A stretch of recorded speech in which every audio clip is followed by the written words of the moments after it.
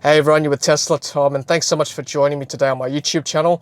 We're sitting in our Tesla Model 3 Performance here in Sydney, Australia on the 25th of December 2021. We've got the holiday update here in front of us. As you can see there, software update version 11, 2021.44.25.2. The date today is the 25th of December 2021. Let's check out the release notes. Alright, so we've got plenty to get through today. So we've got the Light Show. It's a new toy box feature. Light Show, watch your Tesla dance to a choreographed light show at any time of the year. Open toy box, tap a Light Show, and follow the instructions. Definitely check that one out.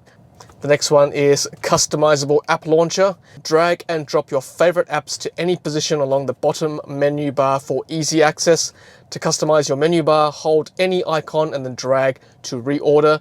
To adjust climate controls such as heated seats and defrost, tap the temperature or swipe up from the bottom of the screen. Let's check this out right now. So let's press this button right there and you get all the apps from Tesla. And what you can do is, if you, for example, like to use the radio, you can hold onto the radio button there and drag it down if you like to put it there.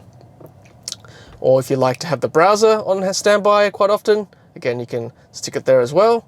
And similarly with, say, if you like karaoke, if you like that, you can drag it there, or here, or there, or here, any position, and it will drop there as well. And if you don't want it anymore, you can also just cancel that with the X button, as well as that one. If you like the Dashcam there, which is what I want to do there, you can stick it in the apps down here. So that's quite handy. So you can definitely customize your favorite apps along the bottom here of the infotainment screen. That's fantastic. I love that. The next one is Simplified Controls. The display has been simplified to focus on navigation, media, and the most common primary controls. For windscreen wipers and status bar information, tap Controls. Okay, so there you go. So you can change your wipers there, auto, 1, 2, 3, 4 levels of sensitivity for the wipers to come on, or you can just turn it off like that. Mirrors is there as well. Same with fold mirrors, child lock, window lock, glove box is there as well. Glove box used to be this big bar down here. It'd be nice if that was still bigger, I reckon. That's just my thoughts there. Lights is there as well, steering column there, and Sentry mode and recording options there as well. For charging controls, tap Controls and Charging, Controls, Charging. So there you go, there's all the charging information there as well. Open charge port, unlock charge port, all the scheduling as well as down here. And last supercharging trip is there as well. You can also access using this, pressing the battery icon there, and all pops up as well. So that's another little hack for you. And then for trip and odometer information, tap Controls and Trip. So all this information used to be here where you can swipe right, swipe left, but now you could actually go trips there, and all the information is there as well. Odometer, trip computer, current trip since last charge. So all that information is there now. For tire pressure information, tap Controls and Service. Again, this information used to be here where you swipe right, swipe left. Now you've got to press 2 buttons to get there. My thoughts on that is that it would have been nice if it was still here, having to press 2 buttons to get to the screen. Don't know, I guess if you don't check your tire pressure that often, not a big deal, but if you liked having that information on standby, it might be slightly more inconvenient for you now. Alright, let's get back to the release notes. And finally, note, activating the windscreen wipers via the stalk will continue to display the wiper card. So if I just press here, the stalk on the left,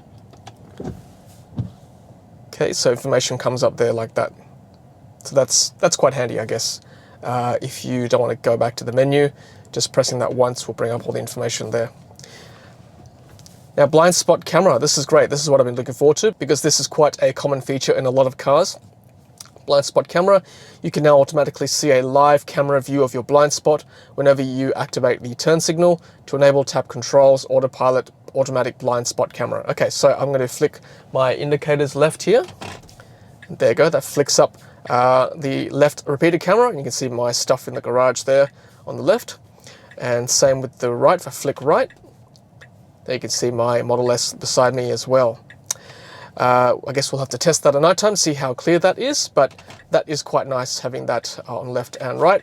Also do an autopilot drive, test drive as well, and we can see how useful that is on the open road in a real world test.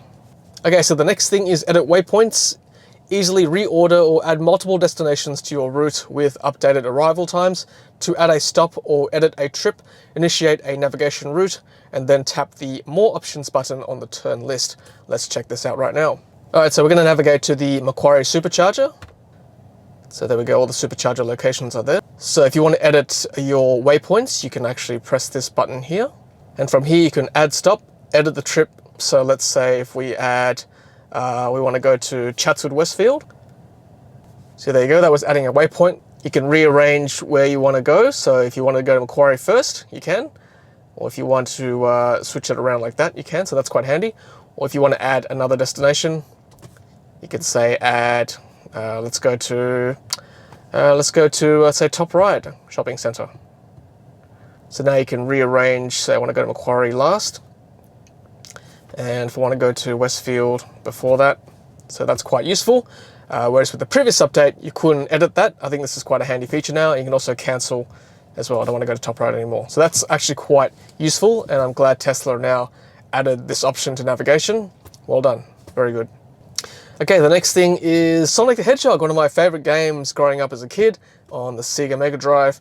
Sonic the Hedgehog is now on the Tesla. Jump into the original Sonic the Hedgehog, speed by in a blur using the supersonic spin attack at high speed, defy gravity around loop-the-loops, and defeat Dr. Eggman as the fastest hedgehog of all time. Gotta go fast. This I have to check out because I love Sonic. So let's go to Toy Box. Let's go to Arcade. And Sonic, let's have a look. Alright, let's see what happens when I press play on Sonic the Hedgehog. Full screen it. Definitely. Oh, that brings back memories, that Sega theme. Oh, wow. Wow, this is like original graphics. It's not even been like remastered or anything. Wow, this is bringing back memories. Here we go.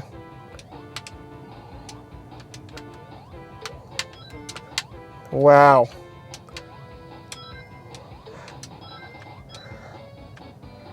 I'll be doing this, I think, at a supercharger. I'm waiting for a charge.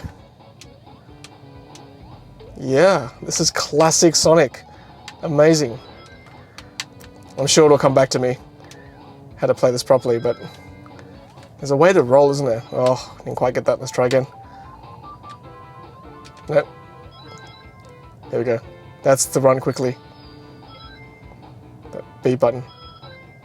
Wow. Well done, Tesla. This is stunning. I've got to jump for the ring. There you go. That's Sonic the Hedgehog. How good is that? Yes. A lot of nostalgia right there. And also now there is multiplayer support for the Battle of Polytopia. You can now play the Battle of Polytopia with friends using the new multiplayer mode. Good news for fans of Polytopia. Sudoku. Fill every square and enjoy this classic logic puzzle game featuring 5 difficulty levels and a smart hint system for beginners. That's great. Sudoku is a very good game. Subwoofer. You can now adjust your subwoofer by bringing up your media player and tapping the settings icon, tone. Alright, so let's do that. So let's go to the media player, which is, I'll just drag Spotify down because I don't have Spotify currently here for some reason. There we go. And then all good. Let's press Spotify there. Let's press that settings button. And now there's a new thing for sub. So there you go. Sub is next to bass, and you can adjust that to your heart's content right there. Cold weather improvements. How can we have an update in 2021 without cold weather improvements? You can now precondition the cabin from the Tesla app when your battery is at a lower state of charge. That's good. Simply turn on the climate from your Tesla app and override the previous setting by tapping yes on the confirmation pop-up window. Note to protect your car's battery, climate will remain unavailable under extreme low charge scenarios. I wonder what extreme low charge means. Does that mean 10%, 5%, 1%? This feature requires the Tesla mobile app version 4.4.0 or later. I guess currently we are actually in summer in Australia, so it's hard to test this feature. But those of you in the Northern Hemisphere, I'm sure you'll find this feature very welcoming. Automatic seat heaters. First row seat heaters, front passenger and driver seat, can now automatically regulate seat temperature based on the cabin, environment, and the climate control set temperature. To access seat heating controls, tap the temperature settings to bring up the HVAC panel. Note, HVAC system must be in auto to use automatic seat heating. Now there's 2 ways to get to the climate screen. You can actually press like that, Or, I find this very cool, you can swipe up like this, and that brings it up as well. So what they mean is that you must have it on auto, and also this must be on auto as well. And that way the seat heaters will come on automatically depending on the climate. Now obviously, like I said before, we're in summer in Australia right now, so it's hard to test seat heaters. In fact, it's quite hard to fathom using seat heaters when it's so stinking hot sometimes. But that must be quite a handy feature, again, for our Northern Hemisphere friends currently. And I'm looking forward to this feature in winter, certainly in Australia in 6 months' time. Next one is manage dashcam clips. Easily delete all dashcam video clips directly from the touchscreen by tapping controls. Safety, dashcam, delete dashcam clips. Let's have a look at that. Controls, safety, dashcam. Let's scroll down here. Dashcam. Delete dashcam clips. Now I'm not going to press that now obviously because I don't want to delete all my dashcam clips, but I guess if you want to delete all your dashcam clips all at once, you can, I guess. What I would have preferred probably is the ability to select a few at a time and then press delete, but I guess hopefully in future updates that will happen. That's the best thing about software updates. The software can just be tweaked hopefully in time. Next one is dark mode. You can now change to a dark themed display. Tap controls, display, appearance, and select dark. Let's have a look at that. Controls, display, where is it? Display, and where is it? Dark mode up here. So light, dark, auto. My kids seem to like to put their devices on dark. Seems to be the in thing at the moment for the younger generation, maybe. I don't mind having the light mode in the light and the dark mode at night. It's up to you. What do you guys think? Do you prefer dark mode all the time? Let me know in the comments section. And hide map details. Simplify your navigation app and hide map details by tapping the pin button on the map. This is quite useful. So for example, if you want to get rid of all this stuff here, if you don't like it cluttered, you just tap anywhere on the screen and that will disappear. If you like it cleaner, I guess, and then tap it again to bring it back. There used to be like charging here, but you just press navigate now and charging is here if you want to find where the superchargers are, as I did before in the navigation demonstration. And that is the release notes for 2021.44.25.2. I'll just make a few comments about the new UI to start with. I'll talk about the drive UI when I go for a drive later on. But just overall, yeah, I think it's quite good, the new interface. I like the fact that you can now customize your apps down the bottom here. I like the fact that you can swipe up to bring the temperature up. I think it looks cleaner now, to be honest. You know, my eyesight is still pretty good, so I can still see all the icons. So it's not an issue for me. Now, I like the fact that these are colored. That's quite pretty. A few things I will miss, like the glove box is kind of here now as opposed to down here, down the bottom. And a couple of things need to be accessed via the menu rather than being on the UI down here as well. I do like the blind spot monitoring. I'm looking forward to testing that when I go for a drive. And HomeLink, as you can see down here, is nice and big. For those of you with HomeLink, you can also access it here as well. That green button is there as previously. All right, let's go for an Autopilot test drive and we'll make some more comments about the new UI as well. See you soon. Hey everyone, we're on the open road. We're going to do some driving and testing, I guess. And the first thing I want to do is talk about this blind spot monitoring business. And I'm just going to do a regular lane change to the left to start with. You can see straight away that does come up, and I must say it is quite handy.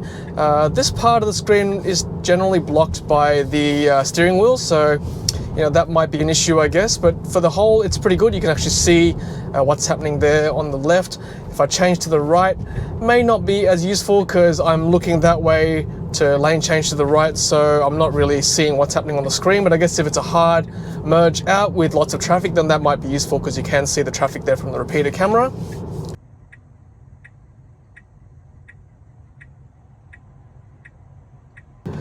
And let's start Autopilot, I guess. Let's see whether automatic lane change works as well with the blind spot monitoring. So let's do that. Engage Autopilot. As you can see straight away, the UI, that blue max comes up now to show it's on Autopilot, as well as, of course, the old Autopilot symbol, which is now very small.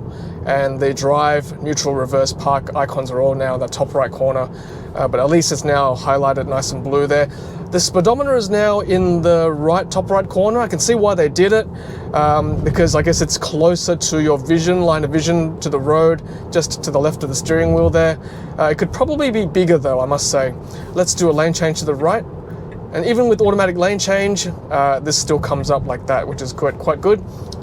But again, I was just saying the speedo could be bigger, could be bolder as well. I would like it probably to be probably twice as big for comfort and safety. Let's do another lane change to the left. You can see that is quite useful, that left side lane change, and it flicks off as well with as when you complete the change.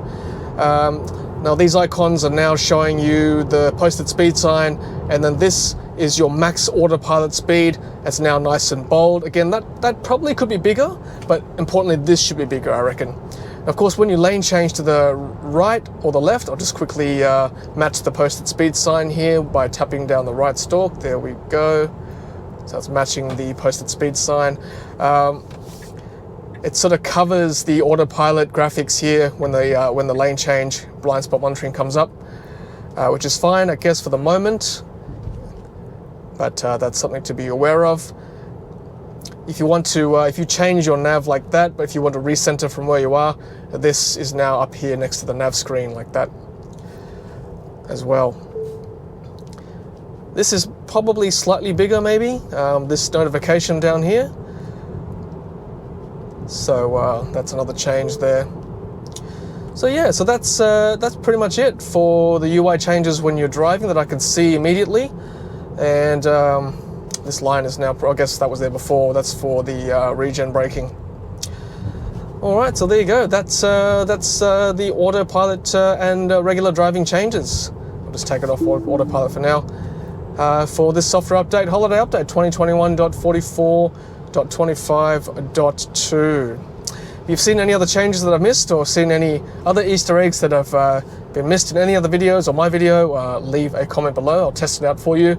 But what I'll do is leave you now with the light show, and I'll show it to you at night time. It looks a bit more impressive.